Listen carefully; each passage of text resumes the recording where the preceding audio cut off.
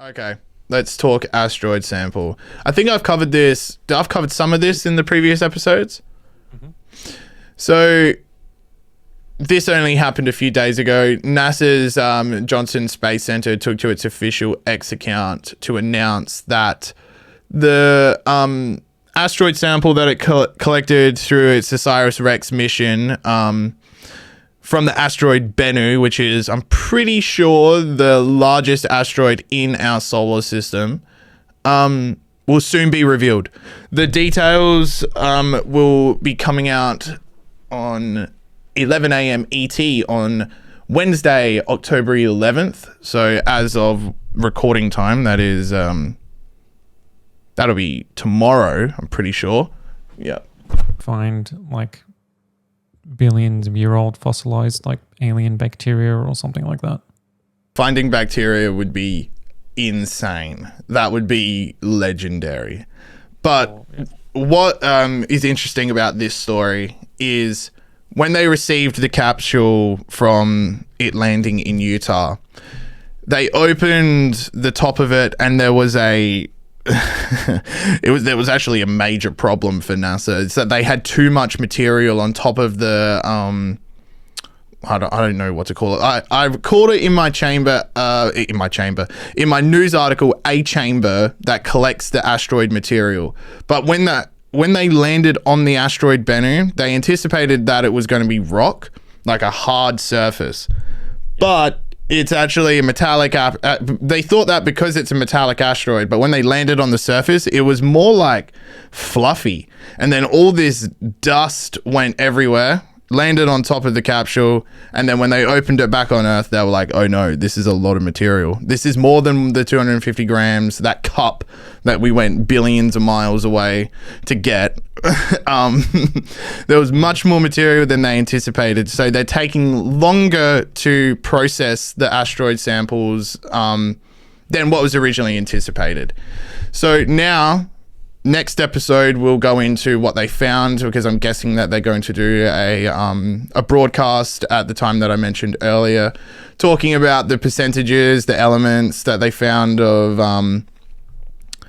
what was inside of the capsule, how much metallic metals, hopefully a bunch of age dating as well. So they'll do a similar thing that they did with the trees, the radiocarbon dating. They can see back, this tree experienced a massive hit of radiocarbon 14,300 years ago. They can do the same thing through different techniques through the asteroid materials. So we should be able to find out next episode exactly how old it is. If I was to put a guess, and maybe you could guess as well, I'm going to say 4.7 billion years. I think it's going to be a very old asteroid, given that it is metallic, been floating on essentially the outer rings of the solar system. It's going to be an old one. I'll go a little bit, I'll cheat a little bit and do the Price is Right rules. I'll just say 4.6 billion years old, because if I'm closest without going over, without going too much over, then I win. Yeah, that is safe. That's safe. Yeah, so they've had this asteroid sample since September 24th. It has undergone preliminary examinations, and yeah, very exciting stuff. It's NASA's very first asteroid sample that it's ever collected. It's not the first asteroid sample that has been ever collected and arrived back on Earth. I'm pretty sure that record is held by JAXA, the Japan Space Agency, the Japan's equivalent of NASA. But yeah, so next episode we'll have to revisit this and see what they found. Yeah, it's cool because, like you mentioned in the piece as well, and last time, like asteroids are like the building blocks of solar systems.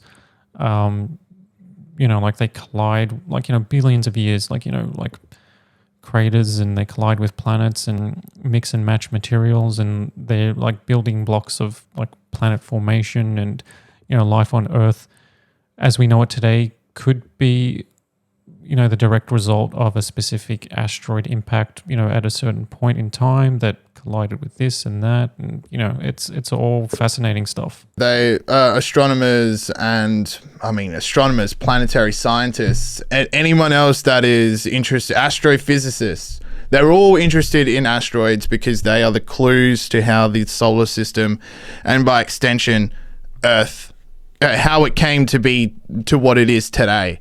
And like you were saying, asteroids such as Bennu, which is a metallic asteroid. There's obviously different types of asteroid out there, and comets are frozen, like basically frozen big pieces of ice cubes that are sitting out on the outer rims of the solar system.